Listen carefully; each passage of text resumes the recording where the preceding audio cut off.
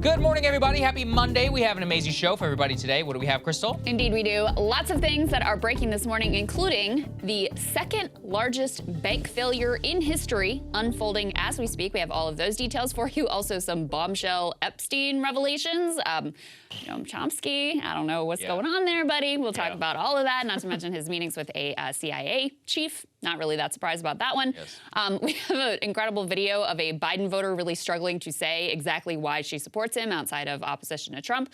We have some pretty remarkable revelations, new revelations about Supreme Court corruption, these involving Chief Justice John Roberts. And we have the best and worst for you from the White House Correspondents Dinner. We will react to that. And actually, I'm excited to talk to our guest today, who has a report about very key meeting in the run-up to 9/11 and exactly whether or not the CIA may have had some involvement, that they have been long rumored but downplayed, et cetera. So we'll get into all of that. But before we do any of that, a bit of a visual revelation for you, update about how exactly our studio build is going. Yes, that's right. We want to thank all of you, our yearly and lifetime members. We have our executive producer, Griffin, here. He's going to show you and bring you guys inside into what you are helping us This is what you have been helping us get. This beautiful box of lights is one of almost a dozen boxes that we have here in the studio. They cost tens of thousands of dollars, but lighting is everything. As on top of all of the materials and the new fabrication, the new set, everything that we went for was to exude the highest level of professionalism possible. I think this will rival any set in the entire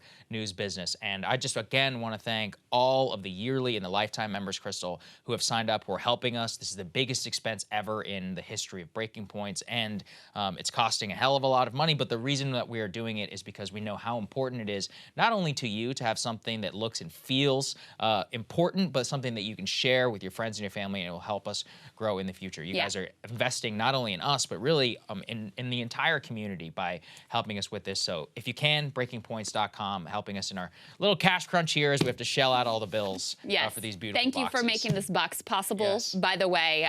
You know, this is a big investment for us, but it's one we really believe in terms of upping the professional quality of the show. This is something we've been committed to since the beginning of Breaking Points. When we launched, we only wanted to do it if we could do it the right way and continuously improve with your support. We believe in you guys. We believe in the show. So thank you, thank you, thank you for this box and the many more like it. And can't wait for you to see the full set. I think you'll be as excited about it as we are. That's right. We're going to be taking premium members more on the inside and all that. So another incentive to sign up if you want to know the inside process, etc. But with that, we're going to go ahead give and us cut. a second. We'll get this off the desk and we'll get on with the show. So we'll see you in 1 second. So the biggest news this morning, as I mentioned before, is the second largest bank failure in history.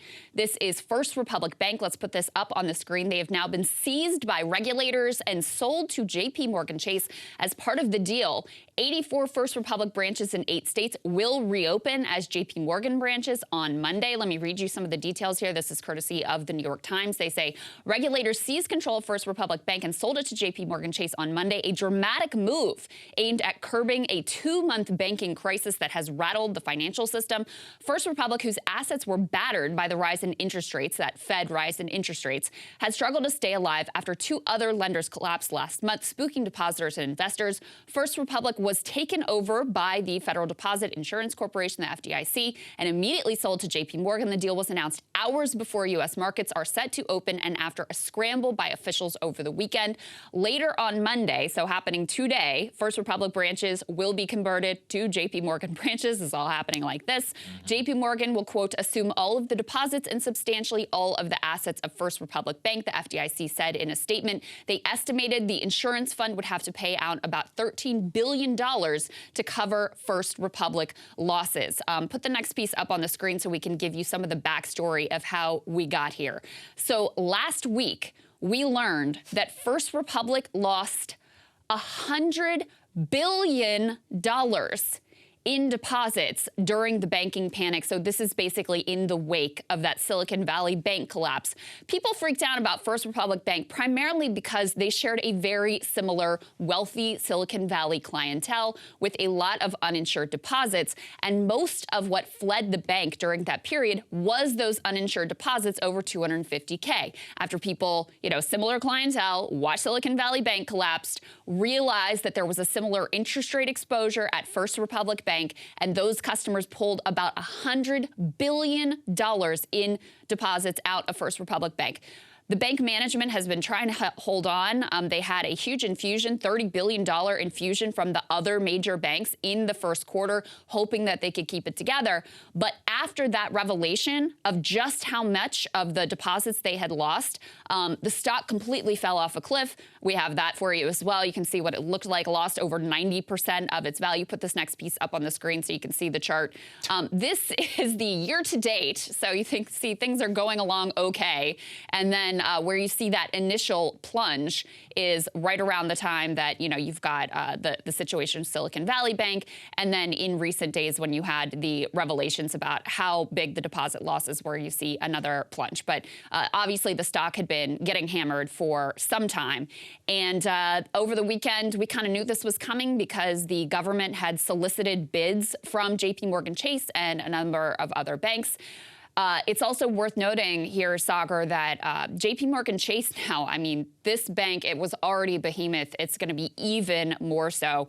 I was reading from the Financial Times, if they were to win, it would need the U.S. government to actually provide an exception to a rule preventing any bank from making an acquisition providing it with more than 10% of all U.S. deposits.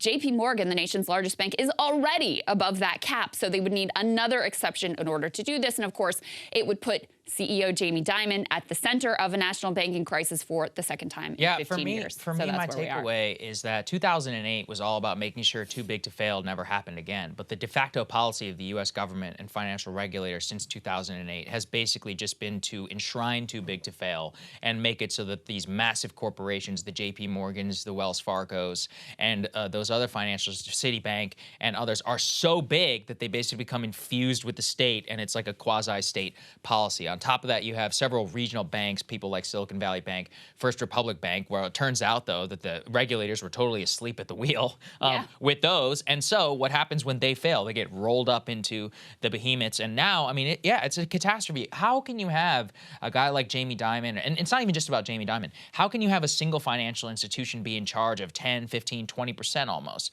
of all of the deposits in the entire nation? That person is, frankly, even more powerful in some ways than the U.S. government in terms of what they can have. He gets treated that way policy, too, by the way. Of course he gets treated that way. An overnight change in their interest rates or savings policy or checking policy impacts tens of millions of Americans on an instantaneous basis. Could literally change the entire U.S. economy. They're not idiots, and they know that as well when you consider the top 3 banks in the entire country. So the problem has been is that we've moved to more corporatized banking away from some of these smaller regional banks and credit unions, which had ties into the community. They were willing, evolved in such a way that they had a real relationship, I think, with many of their depositors, where we are now moving to an overall corporate umbrella. And it's really troubling too, because how did this happen? Why is this the second largest bank failure in history? It's not just about irresponsible behavior within First Republic Bank. It's also a tale about interest rates. And that's an interesting question, too, where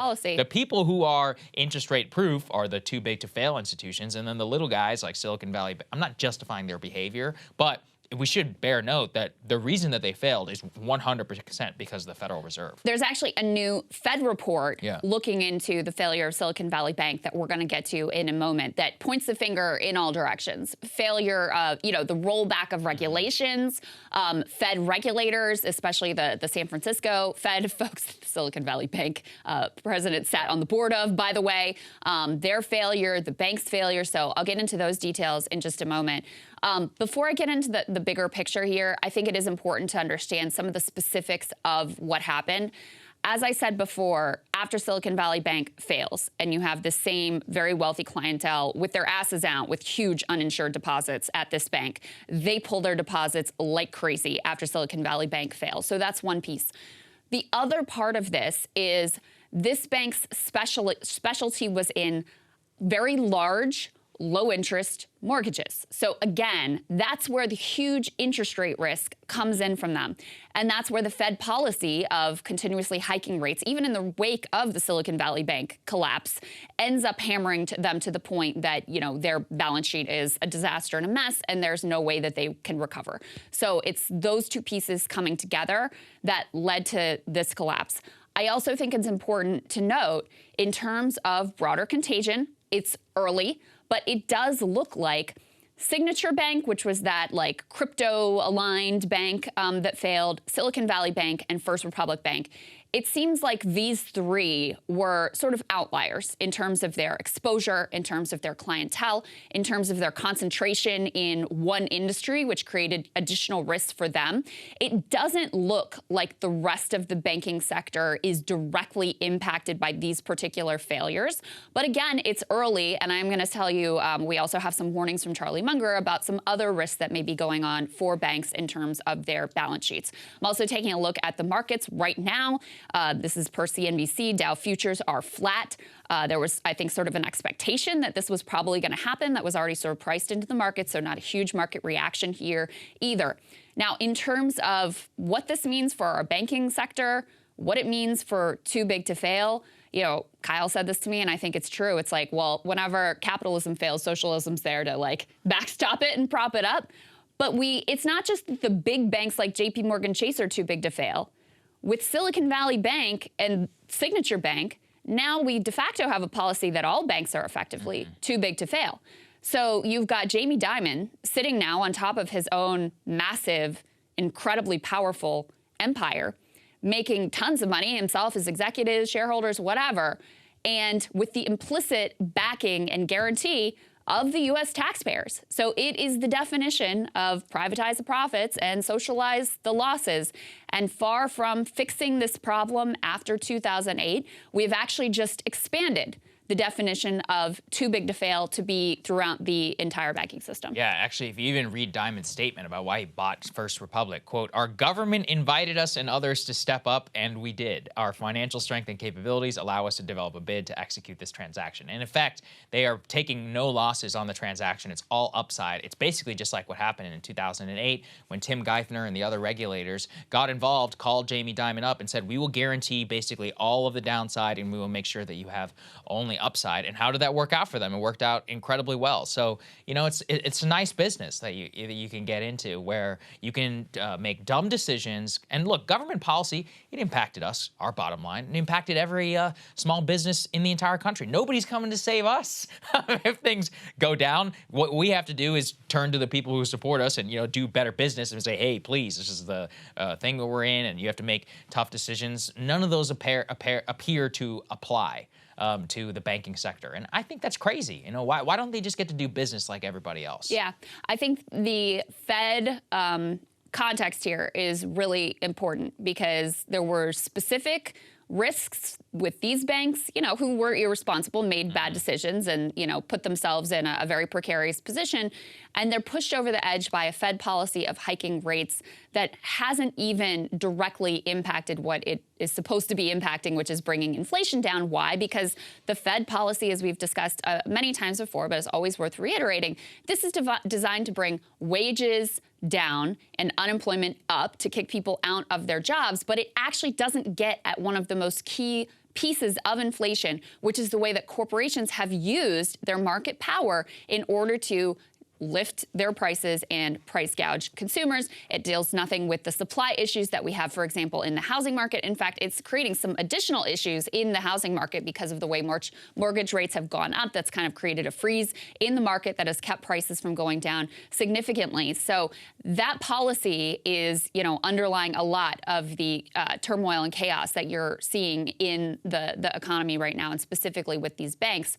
As I mentioned before, let's get to this piece regarding Silicon Valley Bank. We just got a report from the Fed of their own analysis of what exactly went wrong here. And lo and behold, they actually point some fingers at themselves and their own regulatory failure. Let's put this up on the screen, this next piece. So the U.S. Fed admits, this is from Barron's, to failings in Silicon Valley Bank oversight. They called for greater banking oversight. They admitted some failures of their own in a widely anticipated report that was published Friday about the collapse of Silicon Valley Bank. They write, following Silicon Valley Bank's failure, we must strengthen the Federal Reserve's supervision and regulation based on what we have learned. That was written by Federal Reserve Vice Chair for Supervision, Michael Barr, in a statement accompanying the report.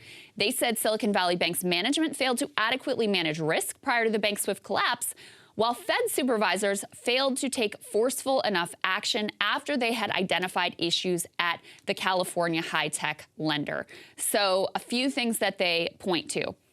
Number one, they point to what they describe as a culture under the previous Fed vice chair for bank supervision that did not force accountability even after they identified problems with this bank, because this is something we reported before, that it's not like they didn't know that there were risks here. They knew, they sent their little notices to the bank of like, hey guys, you might have a problem. They didn't actually do anything. And this was all the San Francisco Fed.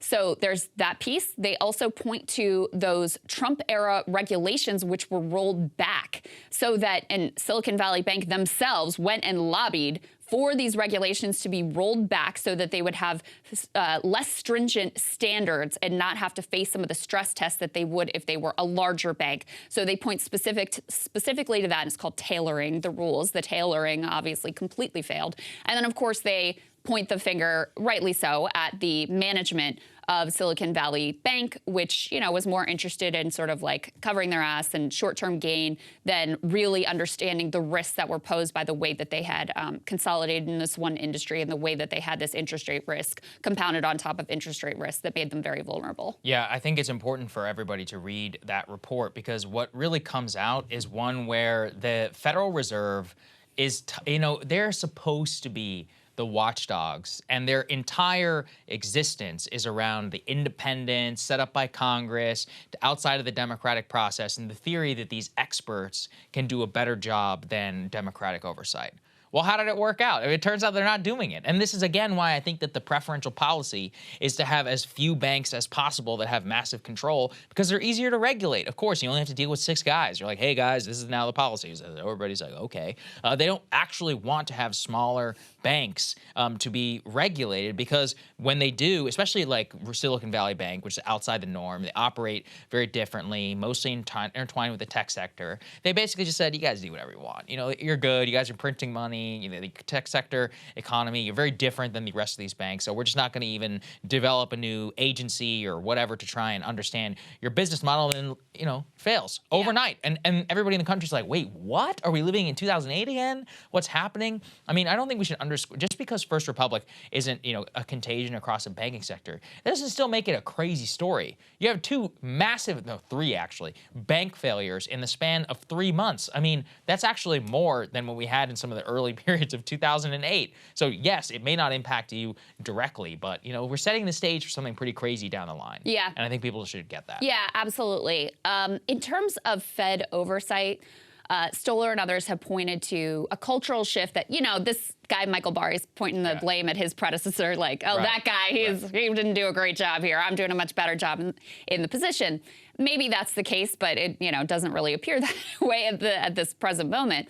But there's been a longer-term cultural shift that came from an assumption in the Greenspan Fed era that effectively these banks were now so big and they were so complicated that there was no way the government could really effectively understand them and effectively supervise them and effectively regulate them. So the shift in the culture happened really decades ago, where there was a view of, you know what, since we can't really do this ourselves and really get our arms around this in the way that we used to be able to, we are going to outsource the job of supervision to the marketplace. Our focus is going to be on creating these sort of rules and guidelines, that they had these hoops that they have to jump through, and then this push towards just making things transparent so that the investors and the depositors and the customers, so they can do their own due diligence and really understand and hold these banks to account. Obviously, I mean, it's like the ultimate neoliberal view of the world, right? Like, we'll just kick it to the markets and let them figure it out.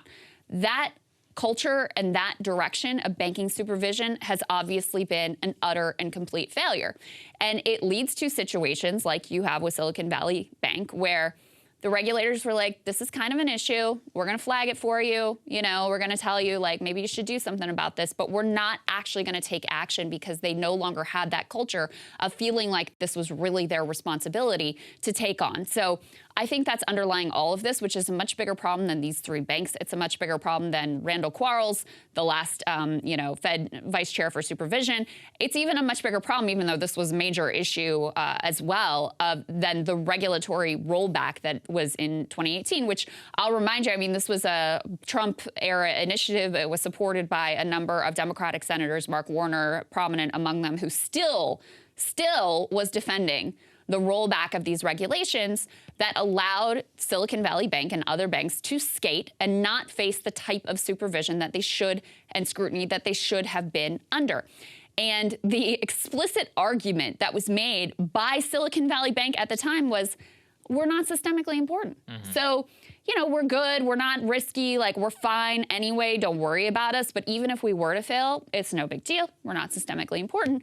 And of course, we saw the way that was clearly not the case, at least in terms of the way that our federal government reacted to their failure. I personally think it might have been fine if they let it be unwound in the standard process. But they came in and basically transformed the entire banking system and put in place extraordinary measures, extraordinary programs in reaction to that bank failure, really exposing the lie that obviously, at least in terms of our federal government, the way they viewed this, they did view Silicon Valley Bank as systemically important. And, logic would dictate that they also view other medium-range banks of that size in a similar manner. First Republic Bank is actually larger. I mean, this is the second largest bank failure in history. So this is a huge bank failing. So nobody should just be like shrugging their shoulders about what any of this means. No, and Charlie Munger, to your point, as you said, has also been raising some alarms. Put this up there on the screen. He says that the banks are, quote, full of bad commercial property loans, and that while it's not as bad as it was in 2008, quote, trouble happens to banking just like trouble happens everywhere else. In the good times, you get into bad habits, and when bad habits come, they lose too much. So what he's basically speaking there is about those commercial property loans that they have on their books, not as penetrating as the original mortgage-backed securities that were on the books in 2008, but that's directly how it relates to the interest rate rises, which is, and plus COVID, all the catastrophes happening in the commercial property sector. And, voila, people who are overexposed to that get nuked, and now they're just dead overnight. And we're supposed to have the Federal Reserve and other regulators make sure that this doesn't happen. And now we've had 3 in the last couple of months. Yeah. Does anyone feel confident that there aren't other banks out there that are super exposed to this commercial real estate situation, for example, or some other interest rate risk that, that they maybe are aware of but didn't really push or do anything about? So we're going to find out in the coming days and weeks and months exactly how all of this unfolds. But already extraordinary situation with these 3 significant banks failing in succession in a very short period of time. Yeah, I think that's right. And I think the sad part is that from a rational actor point of view, on the individual level, the thing you should do is you should move your money to the safest banks, which are the big ones. JPMorgan Chase. Yeah, I mean, again, on an individual level, that is probably the best thing to do. The whole point, though, is to try and make the incentives such that we don't want to do that. This was some of the worst nightmares of the original progressive era and the era of combination and of power. They understood what a completely oligarchic-controlled banking sector would mean for the entire country. And there were a lot of farmers and others who had been foreclosed on and destroyed over the years who fought very hard against that. And unfortunately, probably going to have to learn that lesson all over again. Let's go to the next story here, which is very important and just stunning, but also not stunning. It's just confirmation, I guess, of many things that we already knew. Let's go ahead and put it up there on the screen. The Wall Street Journal broke this massive story where they got access to Jeffrey Epstein's private calendar from 2014. And that calendar alone, just from 2014, shows some of the most extraordinary names in the United States, one of them being William Burns. You may not know who that is. It's the director of the CIA, who apparently, quote, had 3 meetings scheduled with Jeffrey Epstein in 2014. I guess, to be fair to Mr. Burns, he was only then the mere Deputy Secretary of State. No, Secretary no big deal, at the State Department with longtime ties to U.S. intelligence. He actually confirmed the meeting that was shown on the Epstein calendar, one that happened here in Washington, another that happened at his private residence in New York. His excuse was this: he had no idea who Jeffrey Epstein was. He knew that he was connected in the financial sector, and since that he was transitioning out of government, he thought it would be a good person to meet. Keep in mind, this is after Epstein has already been convicted in Florida and is just a registered sex offender. So it takes no more than a Google search. This is where, do you really believe in the era of Google that a deputy secretary of state of the United States goes to New York City to a townhouse which is infamous for being a pedophile playground and does not Google the person that he is going to have dinner with? I've never gone to dinner with somebody who I didn't know. I recently went to a dinner party with people who I didn't know, and yeah, I was like, who are these people? You know, I don't even want to be in a sketchy situation. So that's what most normal people do. I'm not the deputy secretary of state, and then the current CIA director. Yeah. I was saying this in our editorial call. It almost just takes all the mystery out of it. Yeah. At this point, you're just like, yeah, all right. Like, when you have the CIA director having multiple meetings with Jeffrey Epstein in a single year, by the way. This is the only 1 year that we know about. There could be many more meetings. These are the only ones that you're copping to because they happen to appear in his calendar. What else is left? I mean, this is it, people. Like, it's almost case closed at this. In terms of what he did and how many more people are ensnared, who knows? But this CIA director, it's done. Yeah. It's done. I mean, his pattern, which comes out very much in this Wall Street Journal report, which, by the way, I am dying to know how they got this trove of documents, how they got their hands on it. I suspect it came from the U.S. Virgin Islands because we're doing our second segment here in a bit. It almost certainly had to come from them because they have so much access to it. Yeah, I mean, incredible information because this is all, you know, we've heard all about like the Black Book and whatever. Like these were all meetings that were nowhere to be found in that. So this is new revelations about many people that, you know, we had no idea were associated whatsoever with Jeffrey Epstein. And the picture that is painted by the Wall Street Journal here, which is one that we've seen painted before, is he uses his wealth and the connections that he's already established with wealthy and powerful people to bring more people in and get more meetings and sort of convince them, oh, I'm in the club and I can help you with whatever it is that you need help with. I'm there to, like, you know, fix your, oh, you're going to be transitioning to the private sector? No problem. I'm buddies with Bill Gates. I'll get you a gig with him. You could represent him. This is a specific example, by the way, I'm not making this up, that comes out in these documents with regard to Catherine Rumler, who was a White House counsel under President Obama and had apparently dozens of meetings with Epstein in the years after her White House service and before she became a top lawyer at Goldman Sachs Group in 2020. He also planned for her to join a 2015 trip to Paris and a 2017 visit to Epstein's private island in the Caribbean. Some of the other details here that come out are the way that he would cultivate these relationships, like making sure that that he knew what kind of food they liked, and if they're vegetarian, make sure they had that on hand. He made sure, apparently Catherine liked avocado sushi rolls, so he'd make sure that those were ready for her. There were emails, internal emails that they got their hands on too, where he and others are discussing whether because she's a woman, she might be uncomfortable with all of these young women being around. So do we need to make sure that they're not around when she's there, et cetera? So there was a very explicit project of Jeffrey Epstein to cultivate all of these relationships, find out who these people were, what their likes were, what their dislikes were, what they needed, and as Saagar was saying, I mean, it makes a lot of sense that someone who was involved with one or more intelligence agencies, that sort of information might be very valuable either to this country or potentially to another country like Israel that he has a lot of connections to. This is my thing. You know, at a certain point, like, let's just all just stop the farce. It's just so obvious, like with the CIA director being met and Bill Gates and the nation's top bankers and JPMorgan and the level of special access. I mean, yeah, look, I get, by the way, also, if you're out there, if the U.S. Virgin Islands or anybody else access to these documents, would love to see them. I would publish them straight up. I wouldn't protect these people at all. Not a single one of them is worth protecting.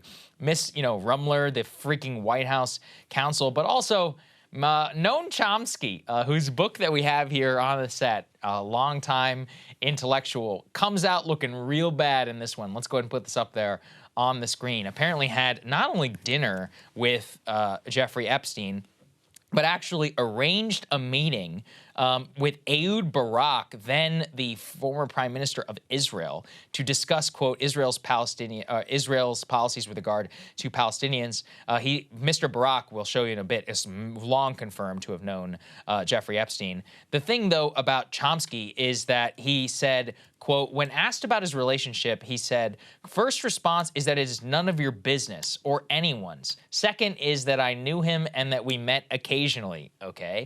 And then in March of 2015, Epstein not only scheduled a gathering with Noam Chomsky and Harvard University, but he also scheduled a flight for him. Epstein actually planned to fly with them to have dinner with Woody Allen and his wife. Woody Allen, huh? Interesting. I didn't know why him and Epstein would be friends. And Chomsky says, quote, if there was a flight, which I doubt it, it would have been from Boston to New York, only 30 minutes. I am unaware of the principle that requires that I inform you about an evening spent with a great artist. So, yeah, look, he's done some great work in his life, Noam Chomsky, but doth protest a bit too much. It lost me on this one. Yeah. Lost me on this one. I mean, the first Why are you getting response so is defensive? that it's none of your business. Yeah. What's going on here now? I think it's really important to reiterate, too, that these were all meetings that occurred after Epstein was a known pedophile and on the sex offender registry. So, you know, anyone could claim innocence and I had no idea before there was an actual... Yeah, that's right. Pre-2005. Even then, you know, it doesn't take a genius. Yes. Yeah. I mean, there in another piece, so we're going to talk about, Epstein's relationship with the banking sector. And these executives are joking about his tastes in young girls. So it really reveals, too, that they knew what was going on. Like, this wasn't a mystery. They were, oh, my gosh, I had no idea. Like, please, they knew. But he was very effective at maintaining all of the trappings of elite high society, and I'm in the club, and I'm one of you. And look, if I can meet with Bill Gates, like, who are you to not meet with me? Like, obviously it's fine. And I'm giving all this money strategically, or at least cultivating relationships with various high-profile universities as also another way of sort of reputation laundering and getting him into these elite circles and elite rooms. And, he was able to get to a whole lot of people. Yeah, I'm really curious just in general about all of this because I've heard this excuse too many times. You know, for example, one of them is the president of Bard College. He says that he went to the room because he presented himself as a billionaire and to thank him for unsolicited donations. And they all have the same story. They said, I found him odd and arrogant. What I finally came to believe is why we stopped contact with him is that he was simply stringing us along. Everybody's like basically like, oh, I came to the conclusion that he was full of it. The only person who's count on that I do believe is Eric Weinstein, who's talked a lot about the dinner party or lunch party or whatever that he had with Epstein, and he came to believe he's like, this person is he's a fake. He has no idea what he's talking about because Eric was, know a lot about he worked in the finance sector for a long time, and he's like, I don't believe that you know anything about the purported way in which you make your money. The rest of them, though, I'm not so sure I'm willing to be so charitable here. They're like, yeah, that's why we stopped contact. Maybe you stopped contact, like you said, because you stopped cutting you a check, or maybe you just remembered that this is a creepy pedophile that we're dealing with here. Some of these people, like Bill Gates, sorry to keep bringing him up, but... no, you should. I mean, he's one of the richest men in the world. He hung out with this guy dozens of times. And was getting, like, marriage advice from him, apparently. He really claimed, like, oh, I barely knew him. Yeah. And we barely... No, he didn't. And so also some of the representations about, oh, I totally cut off contact because I saw this guy was a creep and I saw he was a fake and a fraud and whatever. Some of those... representations have also not been at least the complete picture or wholly accurate as to what the actual relationships were. Yeah, all of these people are liars. I mean, listen, if you met with him and you did so, if you did so and you really didn't know, then you need to come out and say so at this point, because now you're just going to continue to look like a fool. And, also look, CIA director, just let it sink in. The director of the CIA, the former ambassador to Russia, longtime connected intel official, 3 meetings in a single year. and we're just supposed to believe it's totally chill. The CIA director had no idea who he was having dinner with. Right. This is bullshit. And the money has always been another piece too, because we know he had this benefactor in Les Wexner, who was the head of the limited corporations like Limited Express, all those companies. Okay, so we know he has that benefactor, but this is a man who presented himself as and lived as a billionaire. Private island, you know, one of the most expensive residences in all of Manhattan, et cetera. And it doesn't add up because he didn't actually really work in finance. Like he didn't really have a lot of clients or anything like that to justify the lifestyle he is able to lead. So it's like, okay, also who was fully funding you? Where was this money really coming from? And, you know, what interest did that person have or that entity have in the information that you were gathering? Because that's what's really clear here. He spent his entire life until that life was no longer, intact. Yes. Gathering information about the likes, dislikes, and really, in many instances, probably sexual proclivities of some of the world's most powerful, wealthy, well-connected individuals. I'll let you connect the dots as to what sort of entities might be interested in that type of information. Right. You can also surmise that rich people don't have good taste. Avocado California roll, when you got that much money, come on. Put it up there on the screen that I referenced, Ehud Barak, the former Israeli PM. I've talked about this a decent amount before, who not only met with Epstein many times, almost funded one of his businesses, had entanglements, literally used to stay at his house, but says he never attended any of the sex parties. Okay, all right, I'll leave that to you, allegedly.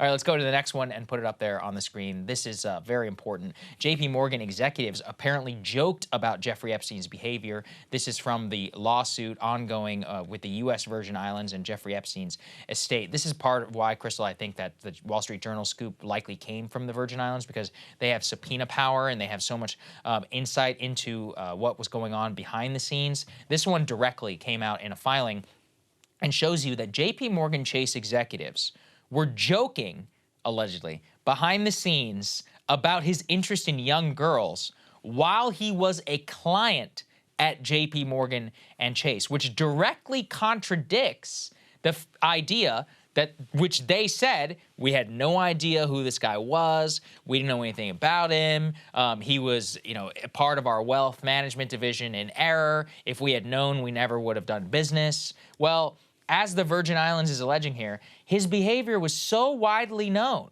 that senior executives were literally talking about his interest in young girl behind the scenes. One of them is actually a woman in an email to a woman, the contents of which some are redacted, in which it was directly to somebody who runs the asset and wealth management division, and they are literally making private jokes about this. We don't have the exact text, but, look, again, how much more obvious do we have to get here? And also, even within this, just the level of penetration that he has in some other rich and powerful people here. Look at this, Krystal. The U.S. Virgin Island is currently subpoenaing Google co-founder Sergey Brin, Hyatt Hotels founder Thomas Pritzker, some of Hollywood super agent, former Hollywood super agent Michael Ovitz, the real estate mogul Mortimer Zuck. I mean, these are some of the richest and most powerful people in the world. The Google CEO? Yeah. Come on, man. The Google CEO here. And call back to our last segment about the bank collapse and being bought up by JPMorgan Chase. Jamie Dimon will, in May, be deposed, despite attempts by the bank to prevent him from having to testify. The U.S. Virgin Islands complaint contains an internal communication which references a Dimon review into the relationship with Epstein, of which the bank says it has no record. So they want to find out, how high up did this go? What knowledge did Jamie Dimon have? What is this so-called Dimon review that the bank is denying ever happened or that they have no knowledge of, et cetera? So again, we were just discussing how Jamie Dimon, with this massive bank, which has had to receive an exception because they have so much of the deposits in the entire country, more than 10% of all U.S. deposits located now at this one bank, which has just become even larger with their takeover of First Republic Bank. Jamie Dimon, one of the most powerful people on the planet, also entangled in all of this. Of course he is, and he's going to get deposed, and, is any of this stuff, is anything going to happen? This is what I always hear from people, why they almost don't want to get interested, because I feel this way too. I've been doing this now for 3 years, how long we've been covering this story. And every time I'm like, man, this is crazy. And then nothing changes. Nothing happens. We're covering this Virgin Islands suit for a long time. Virginia Giuffre, apparently there's been some issues there, you know, behind the scenes too, in terms of some of the things that were happening. In that case, now, you know, in reference to this one, the CIA director. But, you know, here's what I would wish. I hope that somebody asked the White House press secretary and just be like, hey, why did your nominee have a dinner with Jeffrey Epstein on 3 separate occasions? Do you have any comment on that for the CIA director? Do you think that that looks good or is acceptable conduct for the Biden administration? But this is the other problem with the press, is we learned all about that ABC News report. Even the press themselves are compromised in many ways whenever it comes to this story. So yeah, because who knows? Because it touches so. I mean, this was how he protected himself for so long, because he has so many rich, famous, powerful people who are connected and ensnared in ways that are very embarrassing for them. So yeah, there's a all elite effort to make sure that none of this ever comes out. And kudos to the U.S. Virgin Islands for pushing some of this forward. Well, yeah, I mean, they're the ones who got the most screwed really out of this and had some of the most heinous acts most likely perpetrated on their soil. That's exactly right. Okay, let's talk a little bit about Joe Biden. We always are just on the look for real Biden voters who are out there, allegedly who are excited. And we'll get to the alleged excitement first. But we wanted to start with an amazing clip that came from ABC News' Martha Raddatz, where she was doing some man-on-the-street interviews. They find a woman who is a Biden voter, a Biden supporter.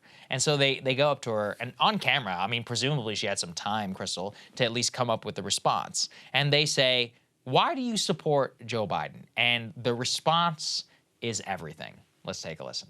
What do you like about Joe Biden?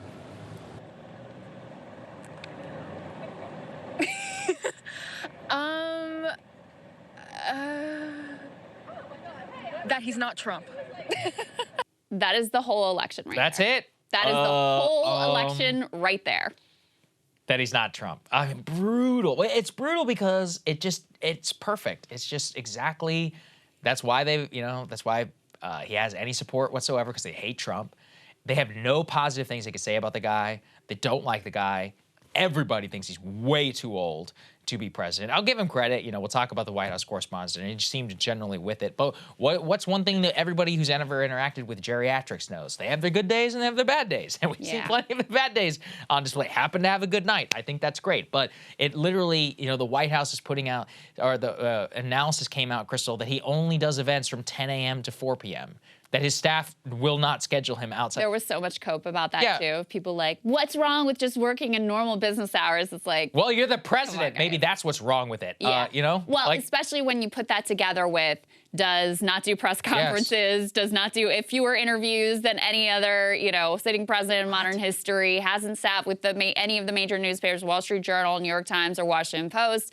Put all of that together and you're like, and isn't going to do debates, and has announced his reelect and hasn't planned any rallies or public appearances to speak of, you start to wonder, like, okay, you don't start to wonder. You start to have your fears confirmed that maybe he is not up for another 4 years. But, you know, the flip side of that is this person who can't find a single positive thing to say about the man that she's going to vote for is still going to vote for.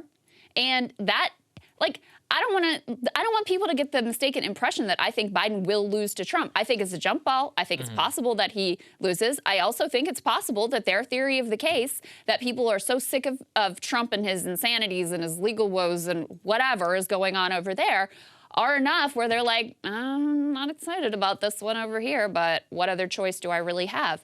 I mean, this is the thing that I keep coming back to. You have two men in Donald Trump and Joe Biden who are likely to be their party's nominees, who both of whom have said they don't intend to debate in the primary. They don't intend to earn the nomination, bottom line, or give voters a real choice in the matter. That's number one. And number two, overwhelming majorities of the country are like, we don't want these guys. 70% of the country says no to Joe Biden. We wish we had another alternative. 60% of the country says same thing about Donald Trump. And yet that's where we're ending up. So even though this is less than an inspiring case, to be made here for Joe Biden, it might be the case that wins the day. It was last time. It was last time around. Denying it. There's no denying it whatsoever. And just so people know where some of the excitement is coming about for Joe Biden. It turns out very genuine and authentic. Very genuine, authentic, and totally organic and not paid for propagandists that we're seeing for Gen Z Biden people on TikTok. One of them is named Harry Sisson. We'll tell you a little bit about who's paying him, but here's what some Biden propaganda looks like for the youths that are out there. Let's take a listen. So a new NBC News poll shows that 70% of all Americans, including 51% of Democrats, don't want President Biden to run again. It goes like this. Right now, there's 3 Democrats in the mix. Marianne Williamson, who's seen as very out there and fundamentally unserious, there's reports that she abuses her staff, and I know she says she wants free healthcare, free college for all, but when you ask her how she's going to achieve this, it's radio silence. Then we have a Kennedy in the mix who's backed by a bunch of Trumpers. He's a conspiracy theorist, and he's anti-vax. So no Marianne Williamson, no Kennedy, and lastly, we have President Biden, who has been quite productive and delivered on a lot of promises, although not enough Americans know about it. I get age is a factor, but right now, as it stands, the clear choice for President of the United States in 2024 is Joe Biden. Apologies, that was actually Chris Mowry. He is another Biden-paid influencer who often does collaboration content with Harry Sisson. Both of them, though, Krystal, were identified in April of 9th, 2023 as, quote, unpaid independent content creators that have been given access to the Biden White House. Now, that's not exactly true, is it? Because while I guess, yes, the White House is not paying them, somebody is paying them to create this content. Yeah, so they apparently work for this pallet management or something like that, which gets payments from the DNC. So I'll let you put the dots together there. Paid. Yeah. Got it. And now they deny they're paid, et cetera, et cetera. But allegedly. Look, if you look at their content, it's hard to mistake it for being truly authentic views. Why would you get an email from the firm if you're not getting paid? How does that work? You're handing out emails for free? Right. Come on. Yeah. It's funny, though, because this is part of something we reported on before, which is this whole, like, digital influencer strategy that the Biden campaign is rolling out, because they know they have no organic enthusiasm online. I mean, they have lots of people who will, like, yell at you if you say something against them that, like, you're helping fascism. But in terms of actual, genuine grassroots enthusiasm for Biden, certainly not. And certainly not on TikTok either. I was looking at the comment section of that one that we played, and, like, overwhelmingly in the comments, they're like, no, Marianne 2024. I mean, the Marianne on TikTok thing is a genuine phenomena, as Ryan Grimm was reporting, and that is very much reflected in the comment section here. I also don't think it's an accident that all of this starts to really ramp up after some of the reporting came out about how she was finding a real audience on TikTok and, like, genuine, authentic Gen Z support. So they're trying to buy some cool here, and I don't think people are really falling for it, Saagar. Yeah, I think you're right, Krystal. I mean, really what it comes down to is that these kids, all this stuff, are trying to astroturf a fake narrative into existence. I think it's, like you said at the top, with that woman, but I don't want to make fun of that woman. She may not have known what she was getting into, because here's the deal. A lot of people vote that way. I found it very honest, to be honest with you. I don't have a problem with what she said. I please don't go after her. But you know why? A lot of people vote that way. She just had the balls to say it on camera. And, like, that's how a lot of you people are. I've met a lot of, well, I don't like the tweets, but, like, this is better than that guy. It's like, that's the same version. I hear it all the time behind the scenes. And I think we'd be better off if we were more honest about that. Now, do I think politics should work that way? No. But that's not the voters' fault. That's the fault of these, like, it's anachronistic parties and, a system that's set up that doesn't let in any third parties. I mean, the first past the post system and lack of ranked choice voting that creates this dynamic where you're stuck with these two guys that, most people don't want and aren't excited about or actively hate. And yet you're left with these two choices. So this voter who's like, can't really come up with anything that I affirmatively like about Biden, but I'm definitely with him just because he's not Trump. That's incredibly reflective of the electorate. And so, no, I don't judge her for that whatsoever, because what other choice does she have? This is the binary that's created. Exactly. It's not her fault. It's really sad, that things have ended up this way. But, maybe we'll eventually get out of it. Let's go to the next one here. Just a fun clip. Friend Andrew Schultz on his podcast, Brilliant Idiots with Charlmagne, had a great rant, Charlmagne did, about the DNC, about the lack of democratic debates, I think that very much strikes to why people are frustrated with the system. Here's what he had to say. What about you, Chris? You like Biden? You voting for Biden again? I think we could use a fresh, new person on the That's scene. why it's whack that the DNC won't let nobody They won't do no primaries next year, man. Do a fucking primary debate. Hey, pussy. Put Joe Biden up on that stage with Bobby Kennedy, who's challenging him, and Marianne Williamson, and whoever steps up to the plate, and let's have a fucking discussion, yo. I mean, the man is right. He has an amazing ability to kind of cut through the BS. Like with, remember when Kamala Harris was pretending not to be able to hear him? Yeah. That was incredible. He's like, she's pretending not to hear me. Well, he's the one who got the "you ain't black" comment out of Joe Biden. Out of Joe Biden. He really Joe does. Biden's barely done an interview since then. Yeah, that's true. Was it? He has his moments, or whenever he went after Elizabeth Warren, and yeah, I mean, props to him. Yeah, obviously. he was. That's right. When he was like, "What are you, the new Rachel Dolezal?" Yeah, he's like, "Are you the new?" And she was like, "Oh," she like completely short-circuited right. Because he doesn't care if he talks to these That's people right. again. Right. But that's why they come back, because the show is huge. Not only Brilliant Idiots, but The Breakfast Club. But yeah. I think what he's getting at, too, is a deep frustration, I think, for a lot of people about the lack of openness in the process. By the way, everyone, we are working on getting Robert Kennedy here on the show. We've been in contact with the team. RFK that's Jr. coming together, will guys. appear on Breaking Points in the very near future, either remote or hopefully in person, which is what we are working on. So if you see a little bit of a delay, it's because we would very much like to have him here at the desk in the show and talk for a little while as opposed to Zoom, even though we might have to wait a couple more days. Just keep that in mind. Let's go to the next one and put this up there on the screen, which is a piece about black voters and their frustration, not just with the Biden administration, but with the Democratic Party, whenever they are remaining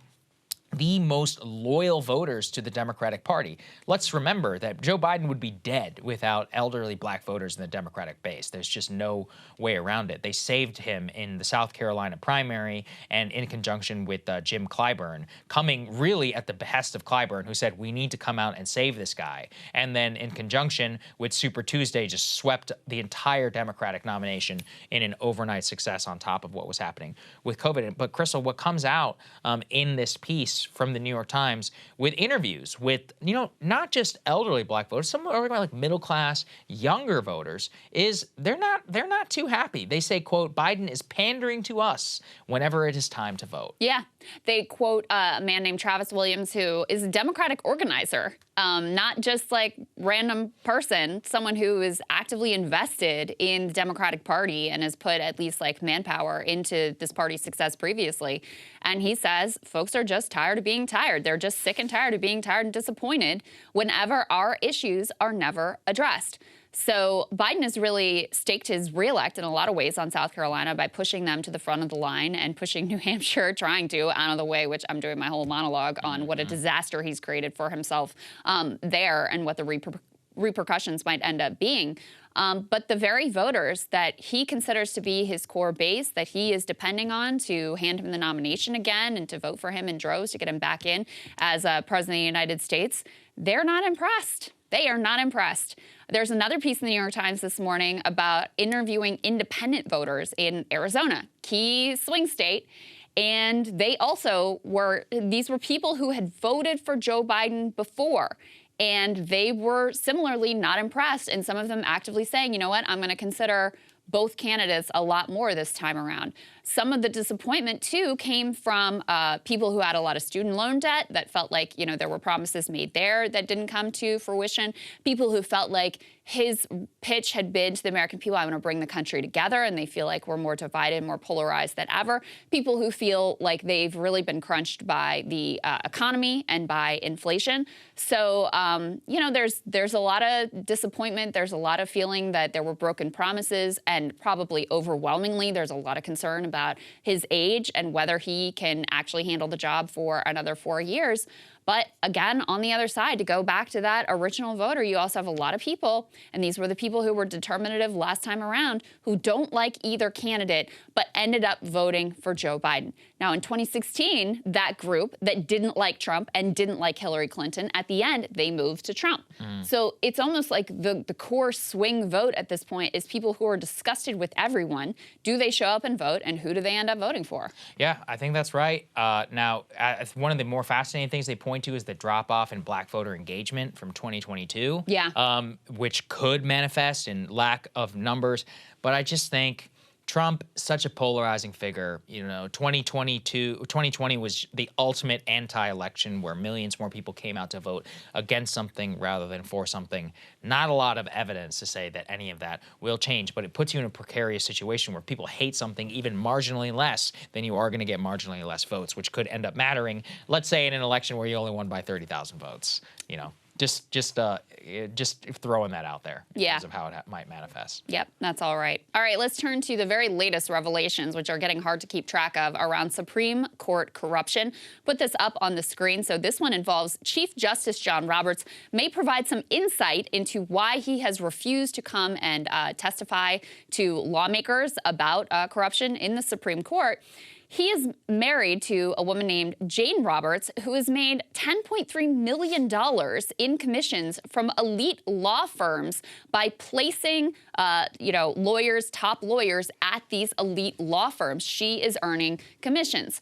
This is according to documents revealed by a whistleblower who worked with her at this legal headhunter firm that she was at. They say Jane Roberts generated a whopping $10.3 million in commissions. This was paid out by corporations and by law firms for placing high-dollar lawyers with them.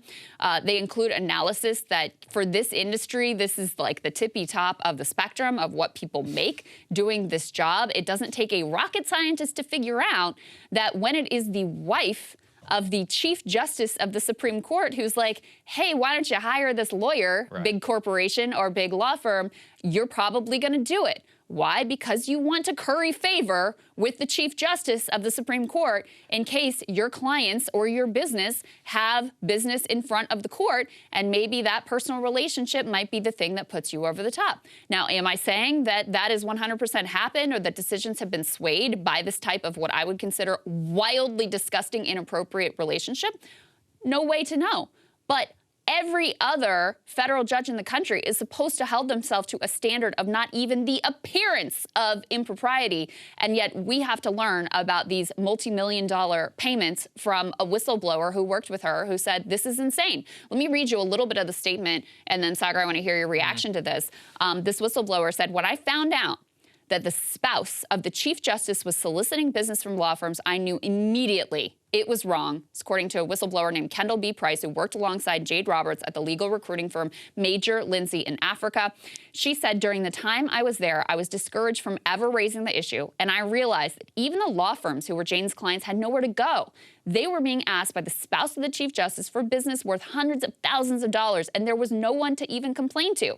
Most of these firms were likely appearing or seeking to appear before the Supreme Court. It is natural that they would do anything they felt was necessary to be competitive. Yeah, I just think that the issue is, and I've actually heard of feminist arguments in defense of people like her or Ginny Thomas or actually any of the spouses of the Supreme Court. And it's one of those where nobody asks you to be on the Supreme Court. When you do, you would presume you need to take extraordinary sacrifice. If you are the best legal recruiter on earth, let's just say that that's true, well, then you probably should tell your husband, honey, can't go to the Supreme Court because I want to continue cashing in and making these dollars.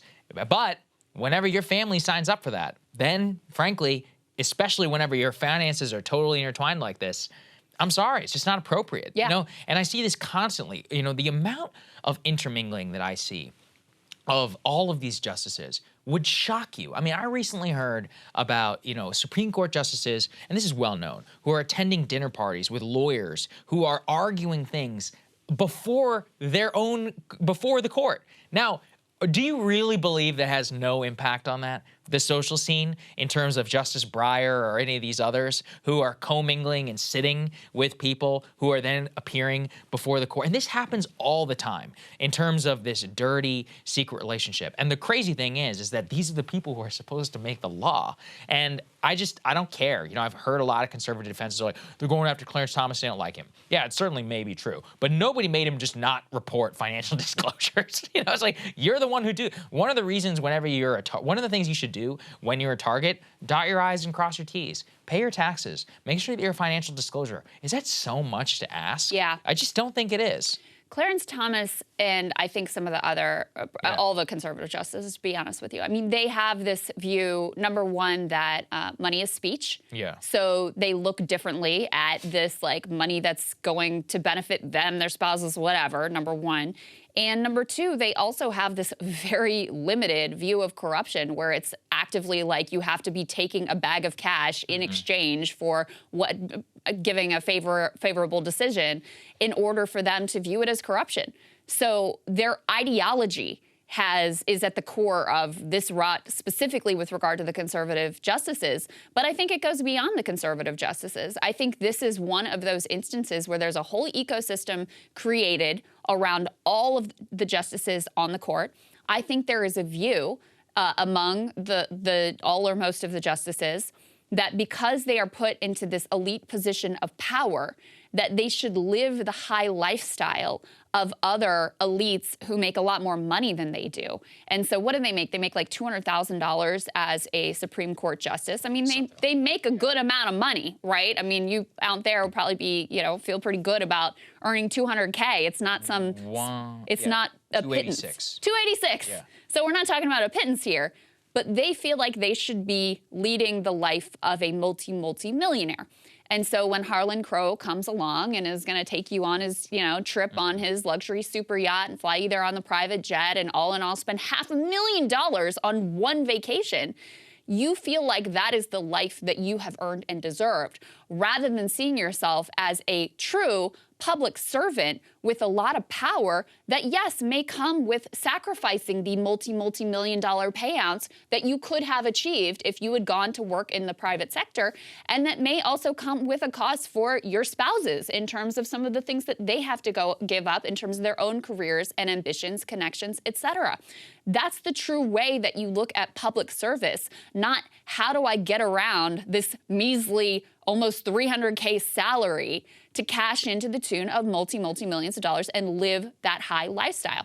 And I say this is an ecosystem because there's another piece that is, lengthy from the New York Times about the way that universities, and specifically George Mason University, have created these very cushy teaching positions, have done all sorts of over-the-top things to curry favor, specifically with the conservative justices. The George Mason Law School has now been named the Scalia Law School. They are deeply entwined with the Federalist Society. This has become one of, if not the major locus of sort of conservative ideological legal thought in the entire country, and very intentionally made it so. Put this up on the screen, this next piece. The headline here is how Scalia Law School became a key friend of the court.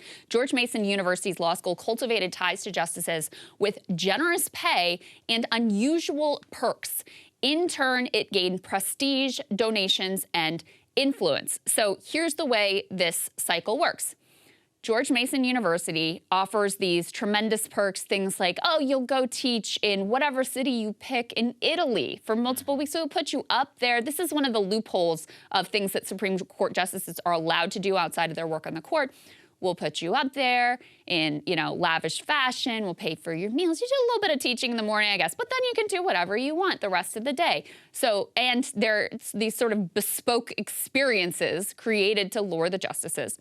They use their proximity to the justices to raise hundreds of millions of dollars for these law schools. So the school benefits tremendously. And then, lo and behold, their students also end up getting far more Supreme Court clerkships and other high-level elite clerkships than they ever did before. So it's, again, this whole ecosystem that is created of favor trading and big, big money. And again, to get to the influence here, also, a lot of the justices' co-professors end up filing amicus briefs intended to sway the court. So these are people that they've met, that they've taught with, that they've gone on lavish Italian or whatever vacations with, and they're submitting briefs. Scalia law professors, they say, are not simply regular amicus brief filers. A quarter of the school's briefs submitted to the court since the justices joined the faculty have been written by professors who served as the justices' co-teachers, some while classes were ongoing. So it creates the appearance of an explicit attempt to use the people that the justices know in order to sway their decisions on the court here. Yeah, I just think it's important too, where this is a look into the, but I mean, Harvard University has multiple people who have fellowships and connections. I mean, all of these justices are intertwined in a nonprofit corporate industrial complex, which is difficult to wrap your mind around. I also don't think that people fully appreciate how much big law is, ingrained in all of this as well. There are only a couple of firms that really specialize in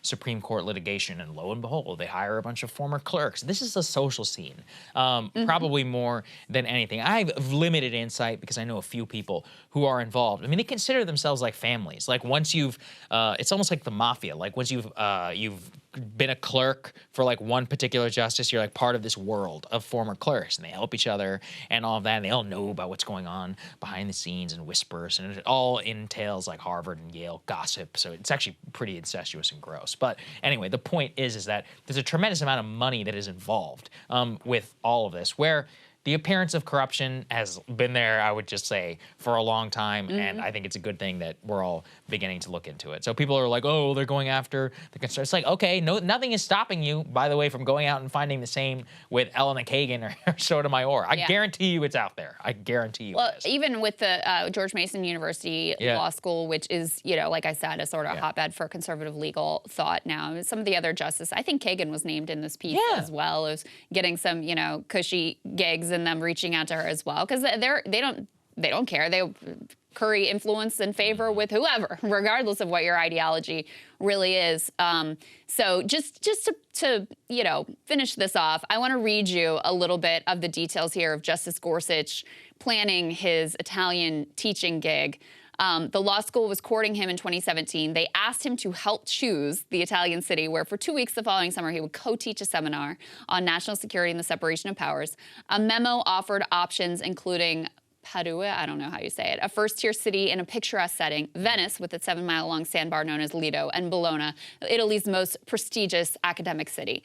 In the end, the class would be in Padua, where the law school put up the justice and his family in what a listing described as an aristocratic, antique-filled apartment in the heart of the old town. Wow. A draft handbook for the trip emailed to Justice Gorsuch made clear his teaching responsibilities would be limited to the mornings, leaving plenty of time for excursions, including planned visits in the afternoon. Fantastico, the justice responded. It's nice work if you can get it, folks. Bologna is a beautiful city. I'll give him that.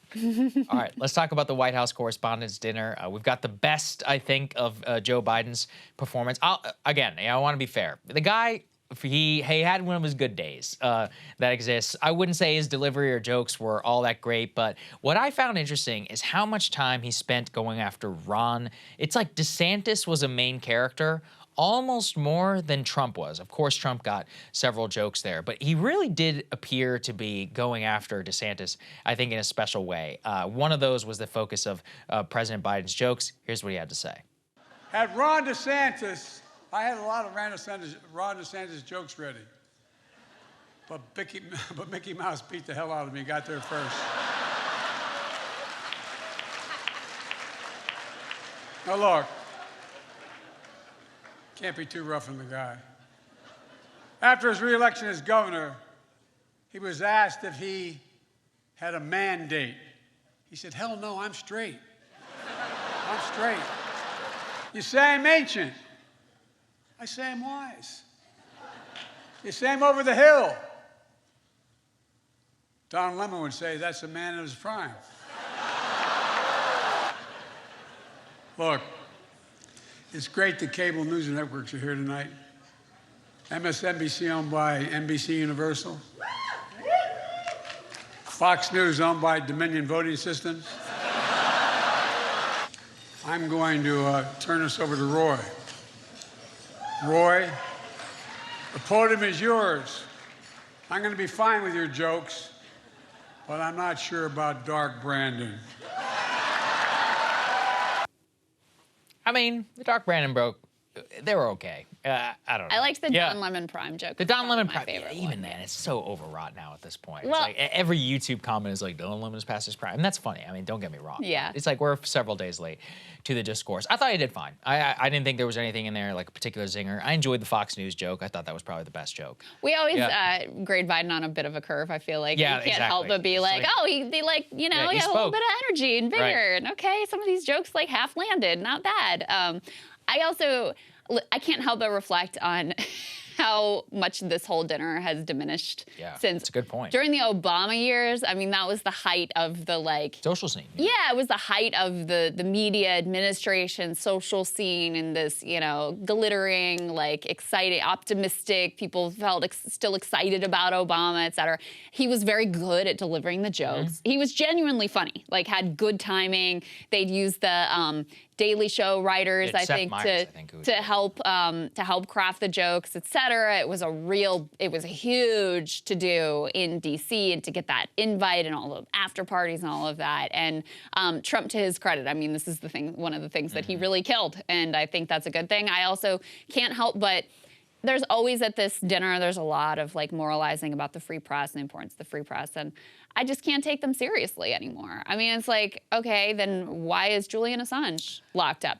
Why are you getting the questions in advance, Mr. President, before you go out there and do your pressers? Why don't you do press conferences more often? Why don't you sit for interviews more often if you actually respect this institution, respect the free press, respect its importance as a critical, bedrock of democracy, as you should? So I just have a hard time taking these people seriously. The whole thing is gross. Even the comedians, I mean, look, nothing will ever top Stephen Colbert, just absolutely eviscerating George W. Bush to his face. There are a few other moments, but that is just, I mean, that's actual courage, honestly. That's what that should look like when the White House Correspondents Association president roasts the president to his face, or speaks up, brings up press access issues, urges him to do more press conferences. That's what you should do. That's not what happened. And then same with the comedian. The comedian should not be culturally going after whoever is the opponent of the president. Roy Wood, he did an okay job, I think, of poking some fun at Biden, but there's a hell of a lot more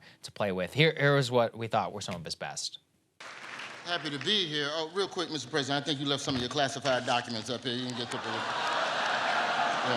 No, don't give them to him. I'll put them in a safe place. He don't know where to keep them. Scandals have been devouring careers this year. The untouchable Tucker Carlson is out of a job.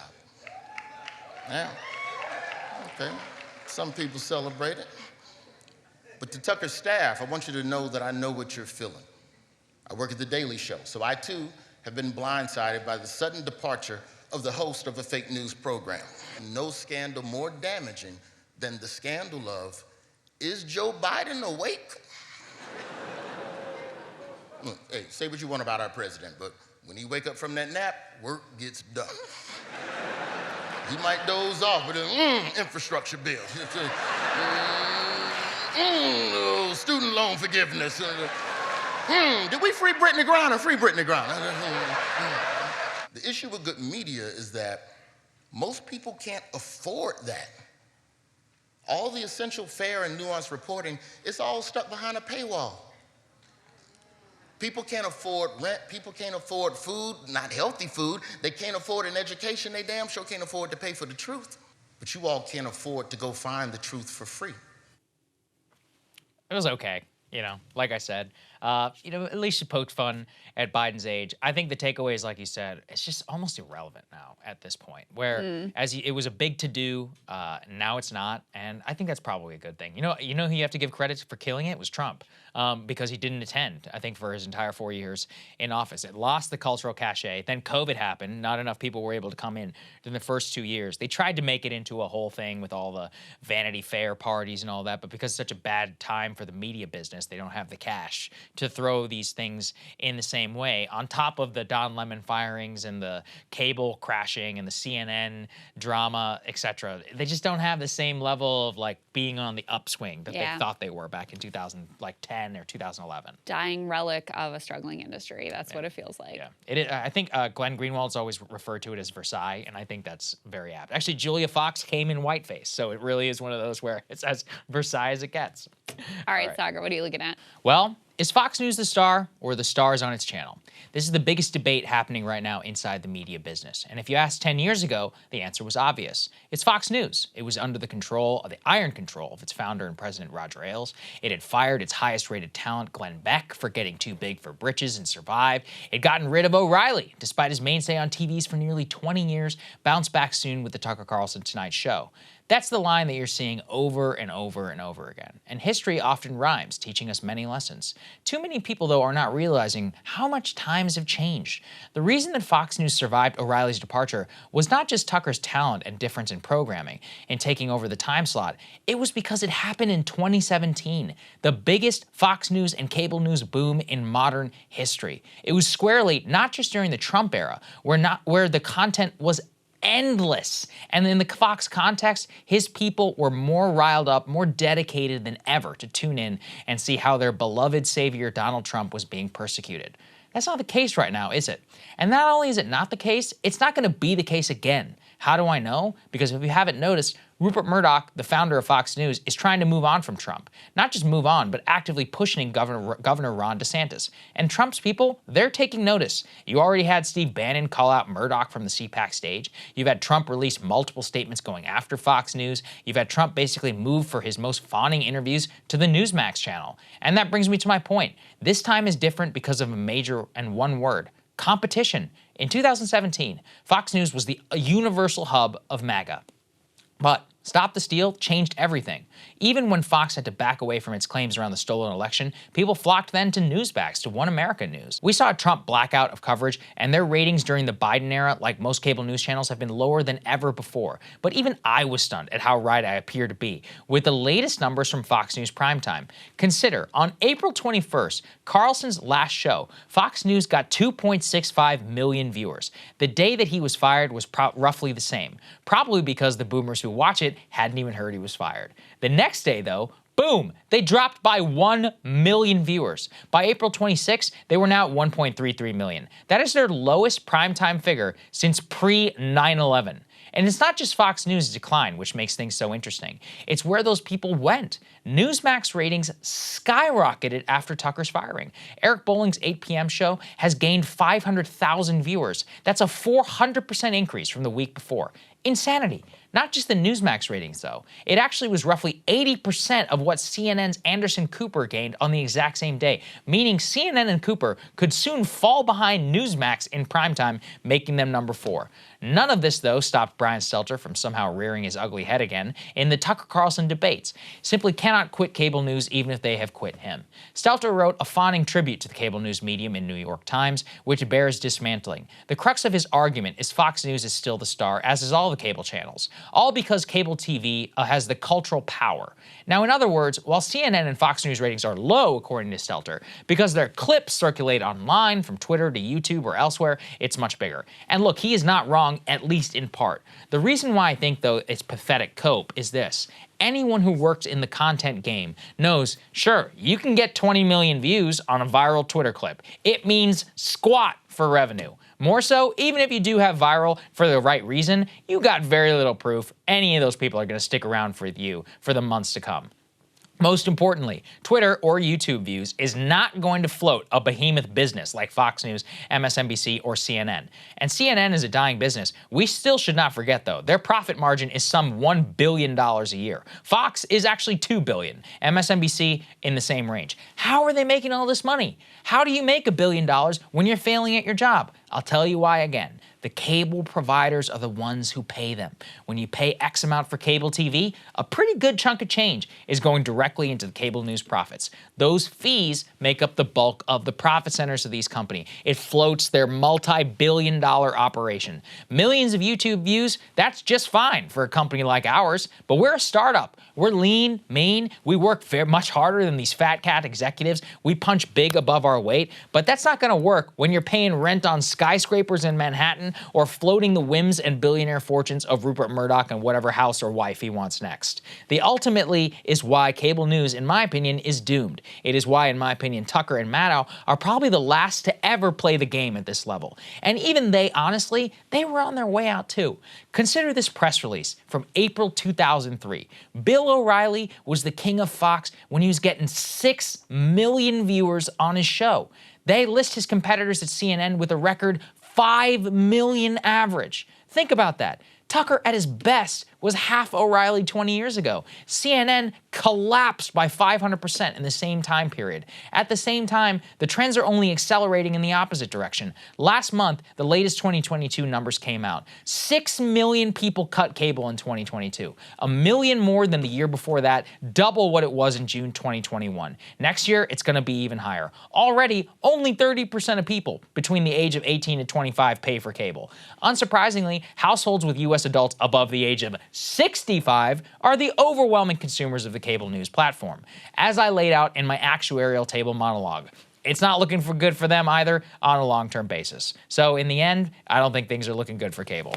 That's it, Krystal. I mean, you can take a look at this and Brian Stelter and others are trying with the cope of like, yeah, but cumulatively, they're getting 18 million views a week. That'd be like you and I adding our dumbass TikTok views into our overall. We know that that's not going to do anything. You're like, yeah, guess what? We probably pulled millions of views on YouTube Shorts. Guess how much money we made off them? Maybe $30, just so people know. Yeah. Maybe 30. I mean, my view of the Tucker firing is like accelerating a trajectory that Fox News and the entire cable news industry is already headed on. And by the way, like the cable news executives know this. That's why they didn't try to replace Rachel Maddow over at MSNBC. They put in, placeholder Alex Wagner who can adequately fill the spot, but they didn't go for a big name acquisition to try to match the level that Maddow was at. Same thing over at CNN. Chris Licht came in and he just moved around the deck chairs and actually made the product worse, at least if you judge by the morning show that is now completely fallen apart, Don Lemon, et cetera, et cetera. So these companies and these networks are all in a mode of managed decline because they can see that the business model is getting eaten away and eroded year after year after year. The flip side of that, and I feel sort of the same way about cable news as I do about like the hollow shell of neoliberalism. Like it's a zombie model. That doesn't mean they're not going to have a lot of cultural power for a long time. This is still where elites start their day, and this is still where elites want to see themselves, and they still take their narratives and their talking points far too seriously, and they still want to be on the ends with all of these networks, depending on what side of the aisle that you are on. So even as the business model is slowly eaten away, they carry disproportionate cultural power, and they will for some time, which is the really unfortunate part. Yes, look, there's no getting around, and this is also, Brian Stelter, he's like, well, they'll always exist. I'm like, existing is not making $1 billion in that's profit. That's like such an admission in and of itself that's your cope is like, well, we'll still exist. Right. Guess what, guys? Classified sections of newspapers still technically exist. That doesn't mean that they're multi-billion-dollar profit centers like they used to. And that is exactly the point, is that it went from a major profit center to, just kind of existing as irrelevant. That's not a good argument, I think, in their favor. But I think we'll all find out all of that very soon. Krystal, what are you taking a look at? Well, guys, the biggest union in the state is pointedly declining to endorse Joe Biden. The state Democratic Party chair is furious, and Democratic members of Congress are begging Biden to reconsider. The media is finally waking up to the fact that Joe Biden is facing utter disaster in the state of New Hampshire, an early primary state mess entirely of his own making. Because in attempting to snub and demote the Granite State, he may actually be handing their voters a club to punish him and to elevate his rivals. He has basically scheduled an early loss for himself in this crucial state. Now, over the past few days, multiple mainstream outlets have published panic reports about how Marianne Williamson or Bobby Kennedy Jr. could end up with the win in New Hampshire. But of course, in typical fashion, these reports are slathered with layers of cope and spin about how losing an early state, obviously that's not going to matter. Pissing off voters in a swing state, that's no big deal. And that Biden is in no way whatsoever vulnerable in this primary. The truth, of course, is a lot more complex. You got the oldest president in history, you got a base dying for alternatives. You're effectively ceding an early state to one of your rivals. That sounds like trouble. In spite of the media's anxious assurances that this is all no big deal and really means nothing, methinks they doth protest too much. So here is the backstory.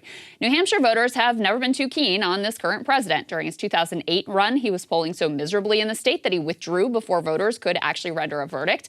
In 2020, you will recall, he finished in a humiliating 5th place behind Bernie, Pete, Amy Klobuchar, and even Elizabeth Warren. So, in an attempt to deny New Hampshire voters a chance to hand the president yet another poor result, he and the DNC collaborated to strip them of their first primary positioning in the Democratic primaries.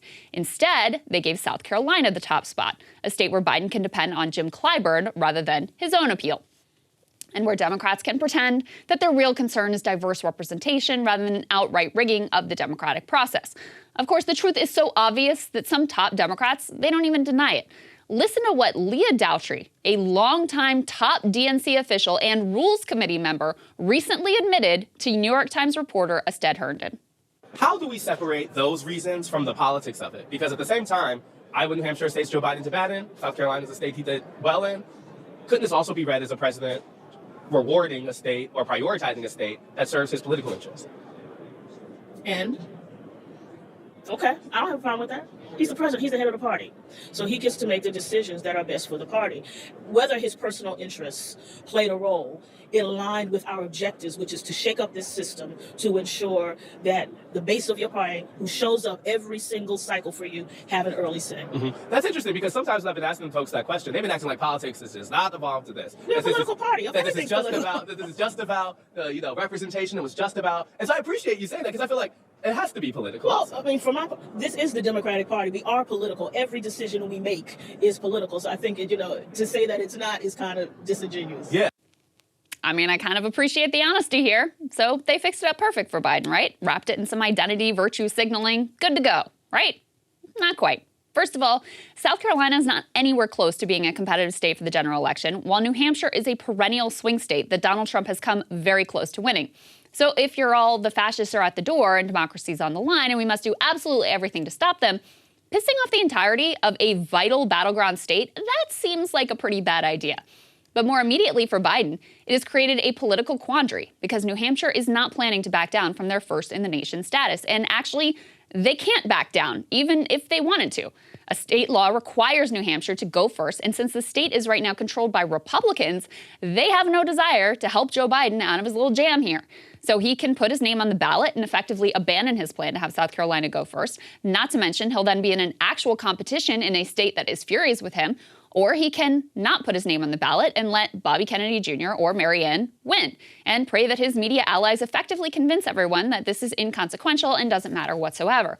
Or he can do a low-key write-in campaign, which carries a huge amount of risk because then he is competing with all the risk and potential embarrassment, but he's put himself at a major disadvantage by not actually having his name appear on the ballot.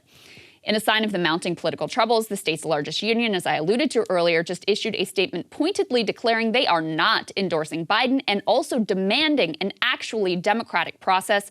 They say, after careful consideration, we are not endorsing Joe Biden for re-election in the presidential race at this time. Following a robust analysis of the current political landscape, we have come to the conclusion that our members and New Hampshire voters deserve a competitive Democratic primary. Couple this with Democratic members of Congress hitting the panic button, and the media was actually forced to cover it.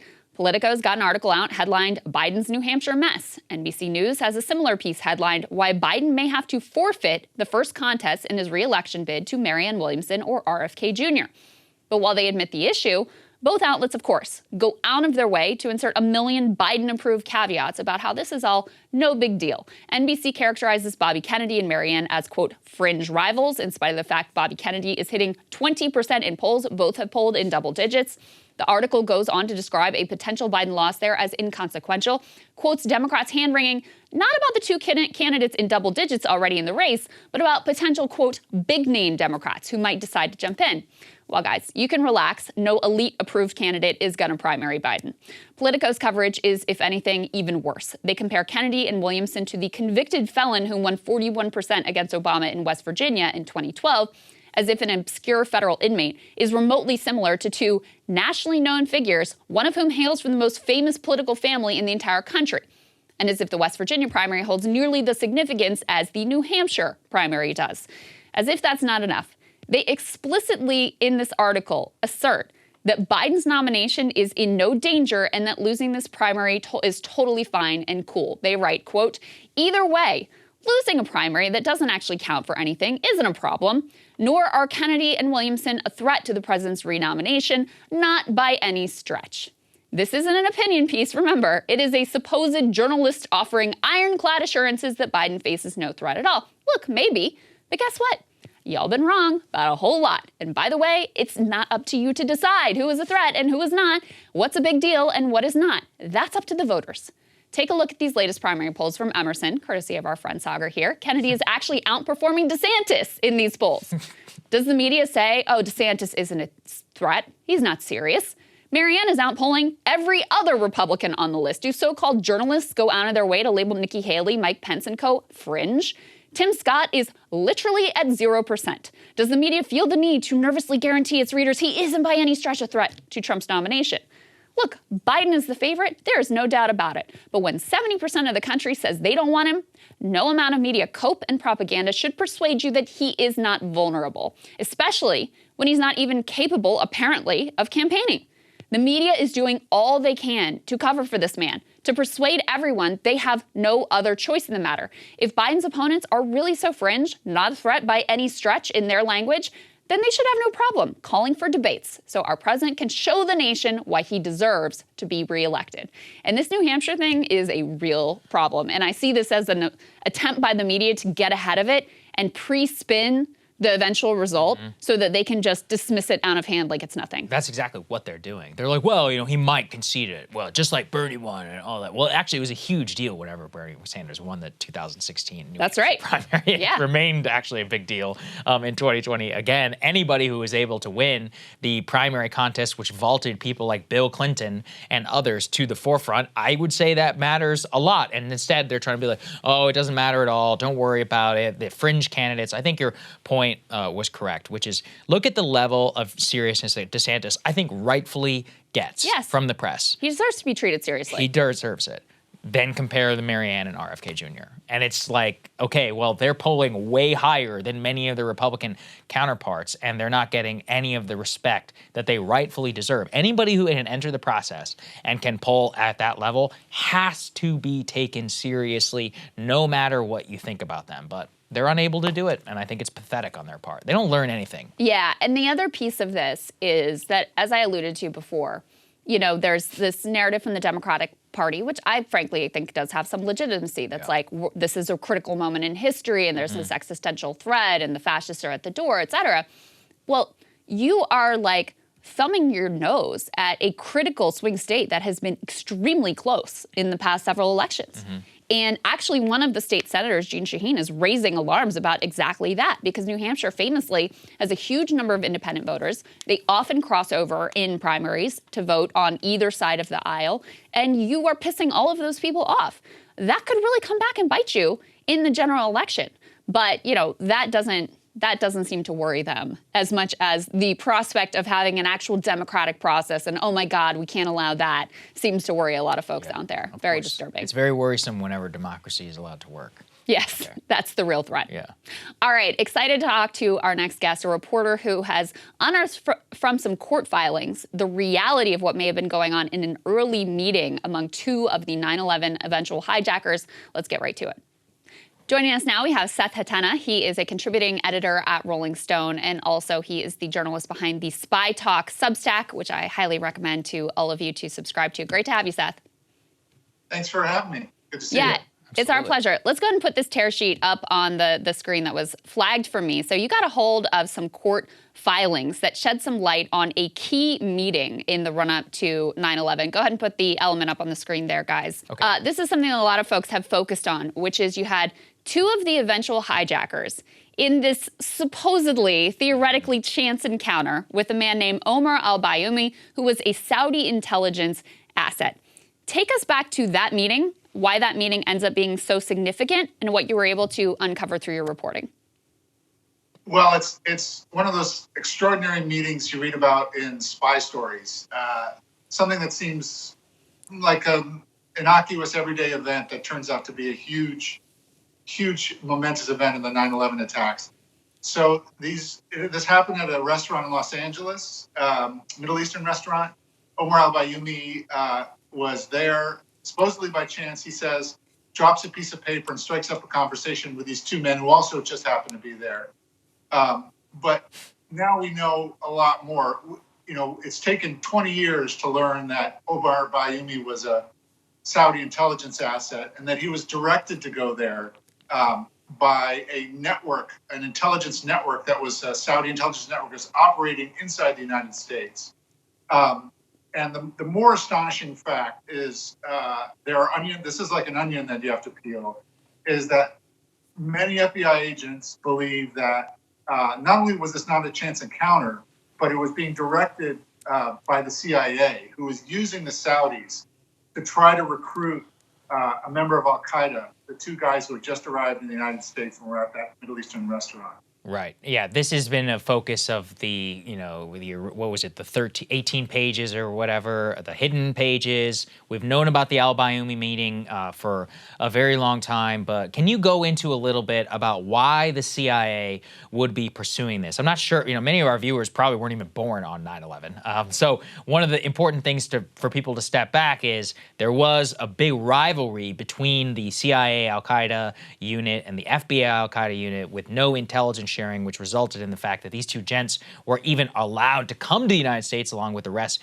of the 9/11 hijackers, despite being known to intelligence authorities without ever flagging it to the FBI. This looks like it might have been an intentional cover-up. Am I right in that, Seth? And just lay out some of what I'm talking about for the audience. Yeah, so that's what the FBI agents believe. They believe that the CIA did know that these two guys had arrived in the United States. We know that for a fact. What happened was there were FBI agents who were co-located inside the CIA, which means that they were there to report on something that might be of interest to the FBI. If the CIA cannot really conduct spy operations against United States citizens, but the FBI can. So the CIA will tip the FBI, hey, there's a guy of interest.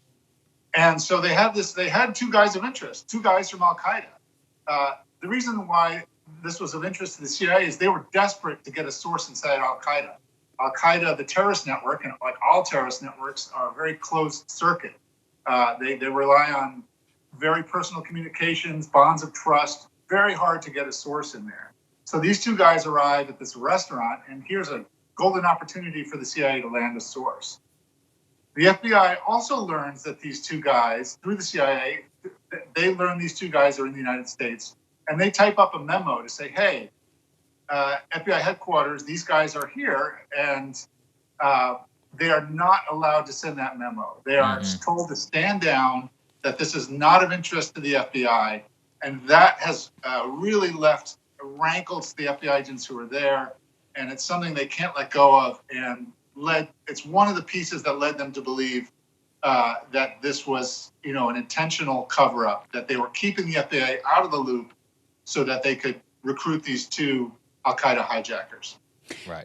You write in your article, the theory that the CIA had launched a failed effort to recruit the hijackers through the Saudis has been around for years and was always circumstantial at best. But the document obtained by Spy Talk reveals there is more evidence to support it. One former FBI agent claimed to the investigator that the CIA possesses top-secret operational files in a, quote, paper trail about that Saudi spy, that's al-Bayoumi, who met the hijackers that are still being suppressed. A CIA spokesperson denied the agency was hiding information. The FBI declined to comment. Can you talk to us about the significance of that? And also, what's the context within which you were able to obtain these documents? Okay, so these documents were filed in Guantanamo, where the 9/11 defendants are on trial. They've been held there for 20 years, and there have been interminable court proceedings going on. This was on the docket. It was posted, but it was posted completely redacted. It was 21 pages of basically black sheets. But I read some discussions about this document, and was able to obtain a copy. Yeah, the thing that really jumped out at me was the thing you just mentioned. One agent who says that the CIA has paper, there's a paper trail.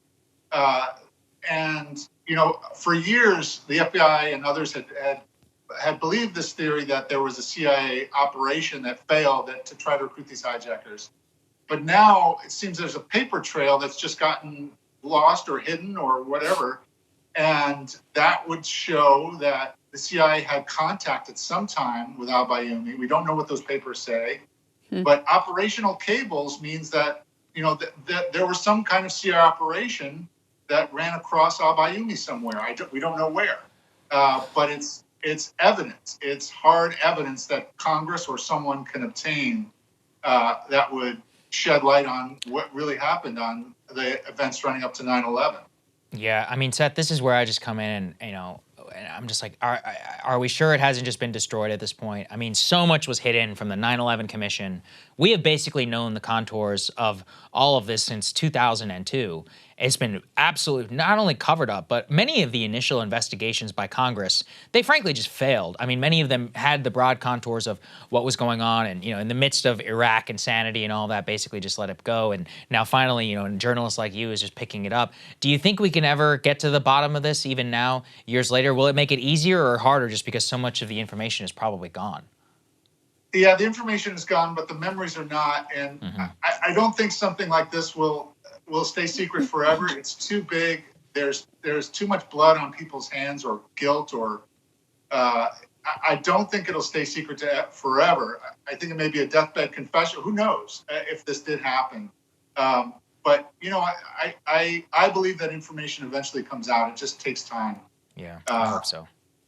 Well, Seth, great job reporting on this. I really recommend people go and read through the entire piece, which I think lays out the evidence in very compelling detail. Again, it's over at the Substack Spy Talk, which I also would recommend to folks. And we're really grateful for your time and for laying this out for our audience to understand. That's right. Thank you so much. We really appreciate it. Thanks for having me. I really enjoyed it. Absolutely. It's our pleasure. Link to Spy Talk down in the description. Thank you guys so much for watching. We really appreciate it. Thanks for all the yearly and the lifetime members who've been helping us out with the lights and the set and the fabrication and all the contracting costs, all the stuff that comes with being in the business. But that's what we've decided to do for all of you, because that is how we have made a commitment, I think, to our premium subscribers. Your hard-earned money is always is going to be used not only just to support the show, but poured into the business, help you guys and help others gain it. And I know how much it means to so much of you, and it means so much to us, I think, for all of your support. So thank you all very much for the new ones. BreakingPoints.com if you're able. Otherwise, we'll see you all tomorrow. See you all tomorrow.